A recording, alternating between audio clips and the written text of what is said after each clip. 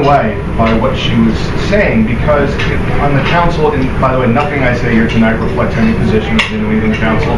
Terry Stockwell would have my head if I came out and claimed to be speaking on their behalf. I'm speaking as a scholar, as an individual here tonight, so I have to say that. But you know, I hear a lot of good ideas, a lot of ideas being thrown about how to preserve and manage the region's fisheries. And we've been grappling in New England over how to effectively manage marine resources for a very long time. I mean, I see stories of people arguing over the demise of the fisheries going back to 1820. And so this has been an endemic problem for us: how to manage, how to sustain it, how to balance use and livelihoods in New England.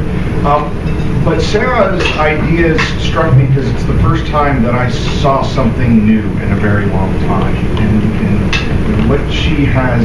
what she's tasking us as consumers to do isn't to choose more intelligently, isn't to choose more selectively, but to engage our ecosystem as members of that ecosystem, to eat what's available, what's locally sustainable, but more importantly, what's been locally caught at that time.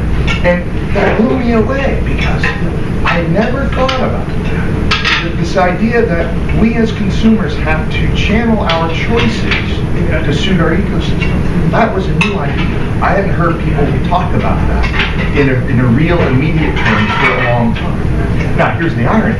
As an environmental historian, this was not lost on me. That is not an old idea. In fact, that has been around for a very long time. But what Sarah has done is reminded us of what we used to do around here. And thinking back about how long and how many people were working on this resource 200 years ago, we had many more people, many more families supported by this fishery, both inshore and offshore, than we have today. Many, many more. And Sarah's ideas, I think, represent one of the most intelligent ways forward for us to get back to that point where a healthy ecosystem can support fishing communities and local communities around here. So I want to thank her for the opportunity to support her work, because it blew me away. But she wanted me to speak today a little bit about the history. And so what I'd like to do is talk briefly, very briefly. College professors don't believe in brief conversations. I will try my best to curb that. But to speak very briefly about what Sarah is bringing us back to and how it worked. Native Americans in southern New England harvested a variety of natural seafoods. We know from archaeological investigations throughout the region, Block Island, Montauk, southeastern Connecticut, Rhode Island areas, Cape Cod, Martha's Vineyard, and Nantucket, that they harvested marine mammals, they harvested fish, they harvested shellfish, pelagic, top-level predators. We know that from these dig sites, we know that they harvested and ate and consumed a lot of different marine animals. What is really interesting is that, especially with the large pelagic, the smaller pelagic forage species, which we'll be eating in the next course. I think we'll be eating forage. So we have filter feeders for the scallops, and then we got forage. Oh no, forage was the squid. That was the first one. Sorry. Native American communities built extensive weir structures in southern New England to harvest spring runs of things like alewives, in some cases menhaden. And in order to do that, they had to have, these communities had to have a social and political and economic structure that was 500 years ahead of what other native communities in the region had developed. In fact, some archaeologists say that is the harvesting of alewives and blueback herring, river herring that we call them now, pushed southern New England native peoples to a social development level that would not be hit by other folks, other native communities in the region, until the advent of maize agriculture about 500 years before contact.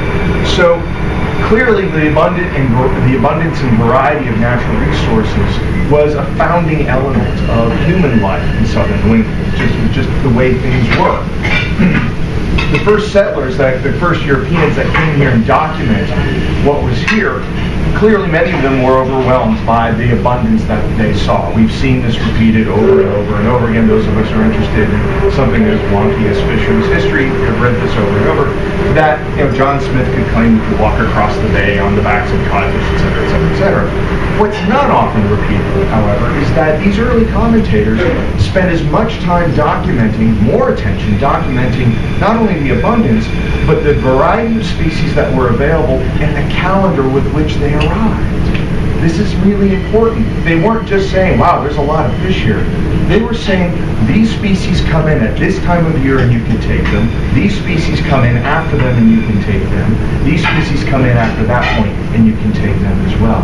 For the inshore region, which we're not talking about, I'll get to George's Bank in a second, throughout the entire 17th century, the first documenters, European documenters of settlement here, spent a lot of time telling people and paying attention to the calendar of marine species, almost like the annual arrival.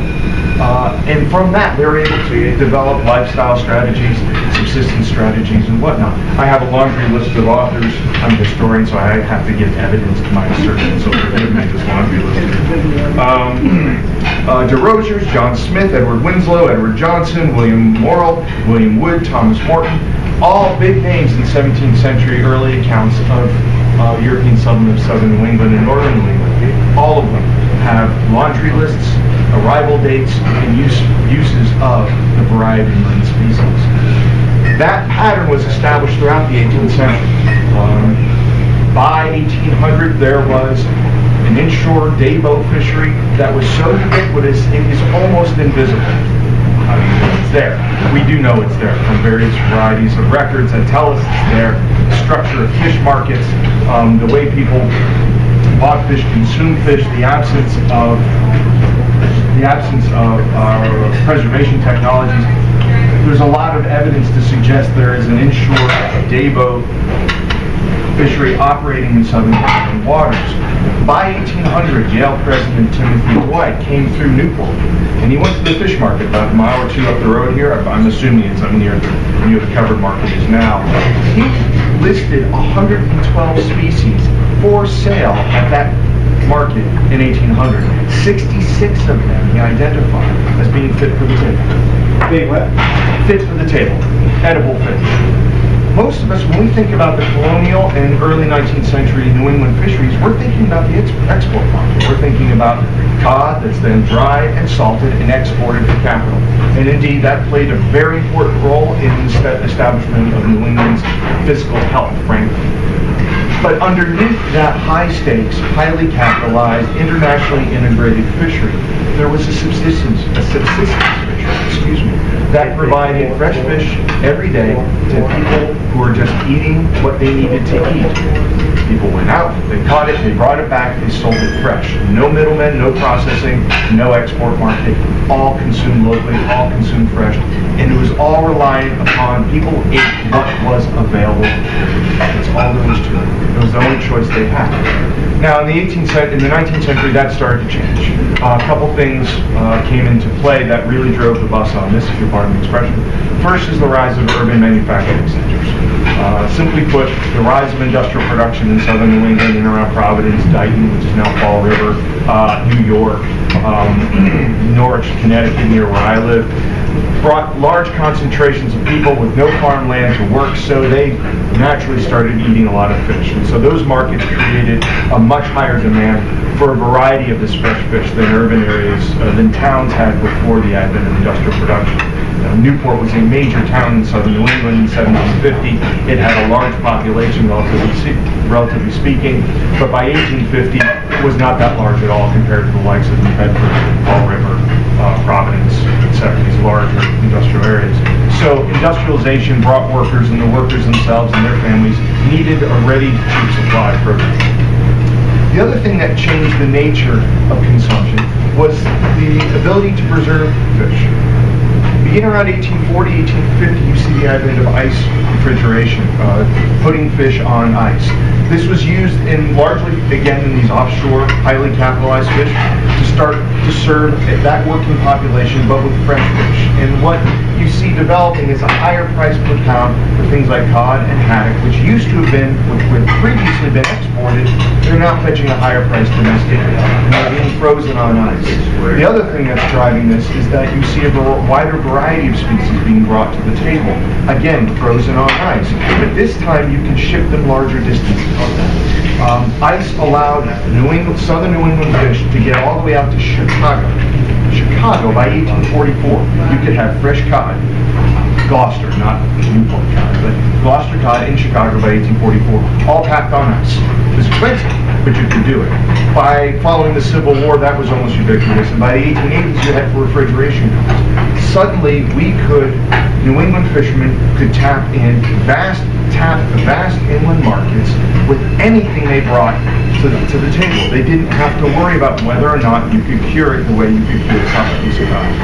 And that changed the nature of demand. But still, cod, gadids in general, cod, haddock, cusk, pollock, those remained the dominant preferred choice. Over the years, what eventually happened was the abundance of these gadids on places like George's Bay, in essence, crowded out for the generic, non-discerning consumers all the other species. You had subsistence forage fish for things like flounder, shur, which as a commercial fishery didn't exist until the advent of beam trawl in 1885. But you also the beam trawl, 1885. They couldn't catch them with baited hooks. Flounder don't eat baited hooks. They few, but mostly commercially they couldn't get the volumes they needed until they started trawling for them. Where was I? Yeah, beam trawl. Thank you. But all these other species, they just weren't reliable enough. They weren't available enough. People still ate them because they had always eaten them. But the large demand, processed, local fish markets all handled these one slice of fish. So this one family of fish, gadids, groundfish, soon dominated almost all other species. And so much so that by the 20th century, the vast majority of fisheries management resources being spent in New England is targeting exclusively cod. And so what Sarah's work is doing is reminding us of how we used to eat. We used to have a wide variety of species. That we still do. A lot of these species are still okay in terms of their health. And I'll talk about it. If people have questions about that, I'll try to answer them as best as I can. But what Sarah is trying to remind us of is that there's a wide variety of fish that we don't eat anymore that we could. Tautog, blackfish, black sea bass. Some folks will grab that from time to time, but it's not a typical fish that you see on the menu. It's not a typical fish that people will buy large volumes of at fish stores. And Sarah's work, I think, it's a wonderful looking backwards to show us a way to go forward. Because we can't keep going the way we've been going. The stock assessments that have come out in the last 3 or 4 years for those groundfish species are pretty indicative that that way doesn't work for us. Sarah's work shows us a way forward, and that's one of the reasons why I'm so happy to be able to support her tonight and to meet you all. And again, so thank you, Sarah, for showing us the path and giving us